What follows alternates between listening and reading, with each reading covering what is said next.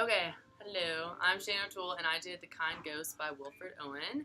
And this poem is pretty much just about women and their oblivion towards the men who are keeping them safe while at war. It kind of goes on about like a woman specifically who's close to death, but she's oblivious of the fact that there are men out there who are making sure that she has a peaceful and nice death of some sort. And then it goes on to talk about the oblivion of how the women of the home front and such don't understand that there are men out there fighting so that they can have peaceful and almost luxurious lives in comparison to their own. And it goes into detail about the shades and tapestries and walls that are keeping the women isolated from being able to see the ghost of the men in the past that are keeping them safe. So when I was annotating your poem, I saw she sleeps on soft last breaths, but no ghost looms. And the way I viewed that is, I kind of saw it as like she's sleeping on her last breath. So I figured like she's close to death, but no ghost looms. So like, figured she's close to death, but she hasn't died yet because her ghost hasn't appeared. But then when you made the like you said, there's a contradiction almost between her death, like her life, and the ghosts of the men fighting over for her. Do you think there's something there? Yeah, I think that could also be with like her ghost and such, but it could also be. I think it's supposed to be the men's ghost kind of looming and trying to catch the woman's attention by telling them that they've died. Like although you're dying as well, like we're here, like we're almost still protecting she could her. be sleeping on her last breaths because she knows that any moment she could be dying because she's in that danger. But the ghosts of the men, the men are fighting for her over. Yeah, exactly. Yeah, I see what you're saying. But yeah. The part like where it talks about the tapestries, like it says they move not from her tapestries, their pall, but it's just kind of like there's like blocking. It's like almost as if the women are like they know that the men are out fighting for them and like for their like peace.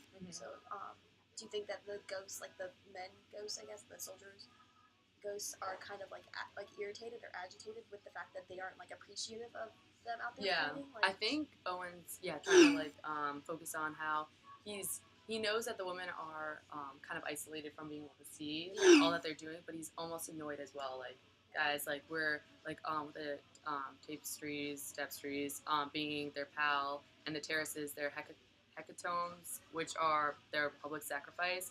I almost think that Owen's trying to show like with their death, like their pal and their hecatombs, they're almost building up the lifestyle of the woman, but they're completely oblivious of these things because they see them as their terraces and their palace and such. And do you think like maybe the time period has something to do with this? Like what?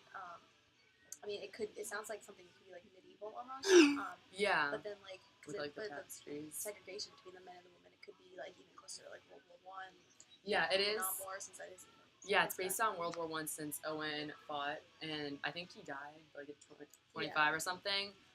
But it also went with his biography. It kind of told of how he almost kind of had an annoyance with women other than his mom.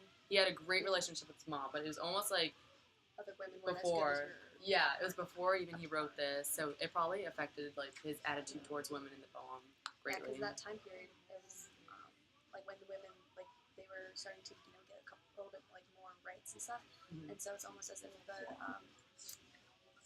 men are like starting to resent that almost. Right. Like, yeah.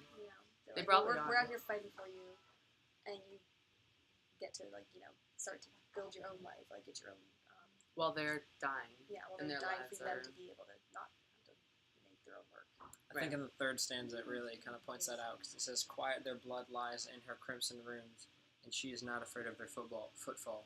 So like the way I see it is, quiet their blood lies in her room. So like the blood of the men that have died overseas or like fighting for the women back at home, it's kind of like on their hands because like they're not doing anything, and she's not afraid of their footfall. So like she's not afraid of them dying. The women are afraid of dying themselves. So they're really only worried about themselves, and they're not afraid of the men fighting over wherever for her. So. Right. Yeah, but the way this poem like portrays it, it's like almost as if like the women don't really know how like violently the men are dying. Yeah. So it's like They don't like appreciate it yeah, as they much don't as they appreciate would it be because if they. they're oblivious to it. Also. Right, yeah. And they probably have that, like, romantic war sense, like, where, you know, they romanticize war and such. Yeah. But, yeah, Logan pointed out, like, they're kind of being selfish in the way that Owen's looking at them, that they're not respecting and appreciating the men for all that they're doing for the country and keeping them safe so that they can, like, live such luxurious lives. Yeah. It's been bad. Perfect. Cool. So